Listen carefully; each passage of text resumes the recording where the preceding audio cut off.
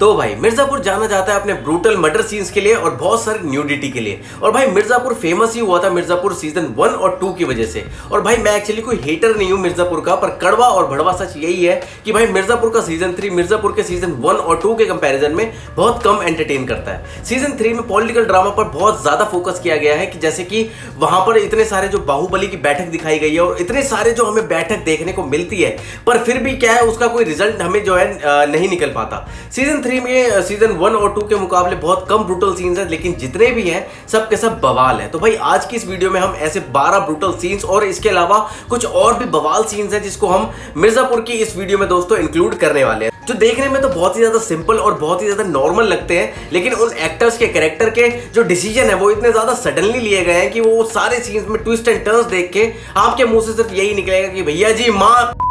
पहले नंबर पर जिस सीन को मैंने रखा है भाई, उस सीन को देखकर आपका दिल पूरी तरीके से हिल जाएगा और इस सीन को यार बिल्कुल भी मिस मत करना। तो यार नंबर 12 है गुड्डू के जेल का फाइट सीन, वही जहां गुड्डू को गंदी तरीके से पेला गया है। मतलब इस सीन में जो गुड्डू भैया की अच्छे से सुताई हुई है भाई साहब, मतलब उनको पता चल रहा होगा कि अब मिर्जापुर की गद्दी को पाना यार कोई बच्चों का काम नहीं है, कोई बच्चों की बात नहीं है, और वो भी बाहर के बंदे के लिए। और इतना गंदा तो यार मुन्ना भैया ने भी गुड्डू भैया को नहीं मारा होगा जितना उस जयंत नाम के कैदी ने मार दिया है। लेकिन भाई उस फाइट सीन में हमें जितनी ब्रुटैलिटी देखने को मिलती है और जिस हिसाब से उस पूरे सीन को लिखा गया है, बनाया गया है, मैं स्पेशली मेंशन करना चाहूंगा गुड्डू के रोल प्ले करने वाले एक्टर को। मतलब क्या पलंग तोड़ जो है उस बंदे ने परफॉर्मेंस दिया, मतलब अली फजल को मेरी तरफ से सैल्यूट है। और उस सीन में अगर आप उसके एक्सप्रेशंस पर ध्यान दोगे तो जो एग्रेशन के साथ साथ ये बंदा अंदर से पूरी तरह टूट चुका है और उसको भाई रोना भी आ रहा है, बिलख भी रहा है। अब क्या कर सकते हैं। सीन नंबर 11, इस सीन में यहाँ पर शायरी करने वाले लड़के को यहाँ पे दिखाया गया है। पहले इस कैरेक्टर को हमारे सामने ऐसे कॉमेडी वे में जो है प्रेजेंट किया गया था, जैसे कि ये सिर्फ एक टाइम पास के लिए हो या फिर कॉमेडी एलिमेंट को ऐड करने के लिए हो इस सीजन के अंदर। लेकिन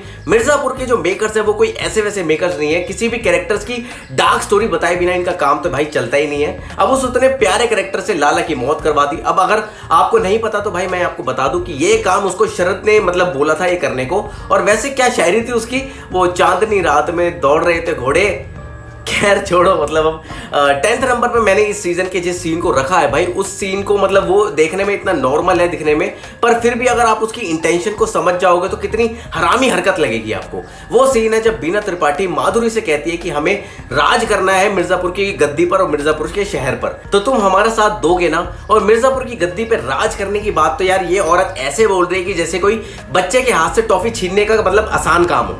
अब लेकिन बात करें उस पूरे सीन पर जहां पर गुड्डू भैया को मारने आती है एक स्पेशल ऑफिसर और उनकी एक टीम। ये वाले सीन में एकदम परफेक्ट मिर्जापुर वाला एक्शन जो है हमें देखने को मिलता है, एकदम ब्रूटल है। मतलब गन्स चल रही हैं धड़ धड़ धड़ धड़ धड़ धड़, फिर वो टेंट के पीछे छुपकर मतलब उसको मारना, एकदम ऐसे ग्राउंडेड एक्शंस को रखा जाता है, देखकर यार मजा आ जाता है। नंबर 8 पर रखा है मैंने गुड्डू के मरने वाला सीन। अब हाँ, वो मेकर्स ने हमें पागल बनाने की पूरी कोशिश करी थी उस सीन में, और भाई उसे रीजन भी दिया था, पर मैं आपको रीजन बता के आपका मजा खराब नहीं करना चाहता। तो आप बोलोगे यार इतनी देर से क्या मैं चोर पुलिस का गेम खेल रहा हूं।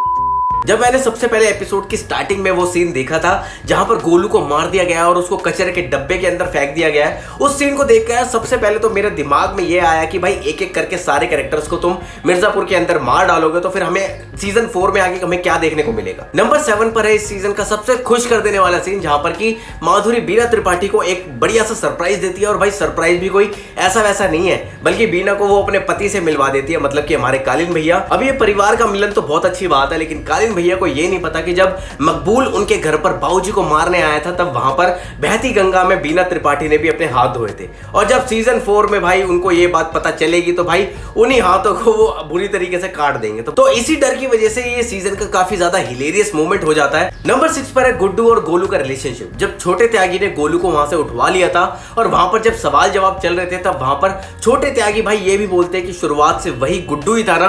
तब वहां पर गोलू कहती है कि हाँ शुरुआत से वही थे।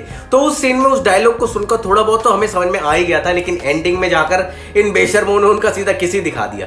नंबर 5 पर वो सीन है जहां पर अपने कालीन भैया फिर से ऑन फील्ड आ जाते हैं। और भाई सच बता रहा हूं कि भाई पूरे सीन में मैं एपिसोड 9 तक जो है उनका पूरा वेट कर रहा था कि भाई कालीन भैया कब फॉर्म में आएंगे, कब हमें जो है नजर में आएंगे। लेकिन जब एपिसोड 10 में वो चलकर आते हैं और ऐसे भाई सब लोग जो उनके पांव छू रहे हैं, एकदम बचपन में जो साउथ मूवीज देखते थे ना वैसी मतलब फीलिंग्स आ रही थी कि भाई किसी डॉन के आगे पैर छू रहे हैं। नंबर 4 पे मैंने भाई इस सीन को रखा है, वो सीन जहां पर कालीन भैया शरद को मार देते हैं। भाई टोटल अनरियल सीन था वो, और जिस तरीके से कालीन भैया स्टाइल में मतलब एक डायलॉग मारकर जो शरद को मारते हैं ना, अंदर से सुकून मिल रहा था मुझे कि भाई कालीन भैया को फिर से अब फॉर्म में देख के मुझे मजा आ रहा था। और सिर्फ यहाँ पर कालीन भैया ने सिर्फ शरद को ही नहीं मारा, वहां पर जितने भी अलग अलग एरिया के सारे बाहुबली थे उन सभी को जो है अपनी गोलियों से छल्ली छल्ली करके निपटा दिया। अब इसका मतलब हमें यह है कि सीजन 4 के अंदर कालीन भैया का जो भौकाल है वो दुगना देखने को मिलने वाला है, तो भाई इसके लिए तैयार रहना। और तीसरे नंबर पर 10th एपिसोड में जब शरद वहां पर मिर्जापुर की गड्डी पर बैठने वाला होता है, तभी जो है कालीन भैया शरद को इतनी गोलियों से छल्ली कर देते हैं, लेकिन फिर भी वो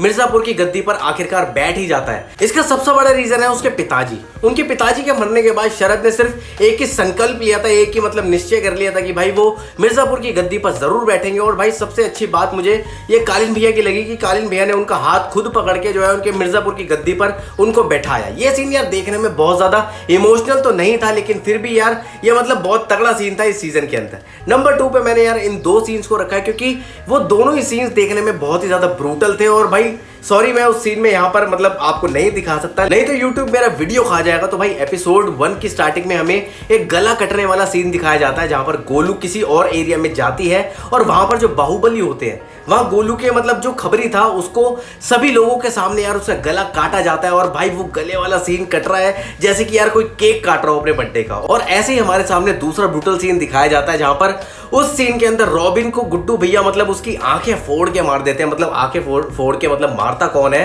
और अब पहले नंबर पे यार हम सभी के फेवरेट मुन्ना भैया का मरने वाला सीन है, मतलब जो सीजन 2 में था, लेकिन अब सीजन 3 के एपिसोड 1 में जो है सीधा ही हमें उसका सीन दिखा डाला, क्रियाक्रम जो है दिखा डाला, मुन्ना भैया को जलाने वाला सीन था। और मतलब इस सीजन को रिलीज होने से पहले जितने भी फैंस लोग अपनी फैन थ्योरी बना रहे थे कि भाई मुन्ना भैया जिंदा है, उनका दिल जो है राइट साइड में है और इस सीजन में वो जरूर आएंगे, एंटरटेनमेंट लाएंगे। और मेकर्स मतलब वो कहते हैं कि ले मुंह दिया, तो भाई मूव ऑन कर जाओ भाई। पुराने एक्टर जब तक जाएंगे नहीं तो नए एक्टर्स को कैसे मौका मिलेगा। और भाई अच्छी बात तो यही है कि आप मूव ऑन कर जाओ और वेट करो मेरे अगले वीडियो आने का। तो टिल देन बाय। और वीडियो अगर पसंद आए तो वीडियो को लाइक और चैनल को सब्सक्राइब कर देना दोस्तों। मैं आपसे मिलूंगा नेक्स्ट वीडियो में, तब तक के लिए जय हिंद।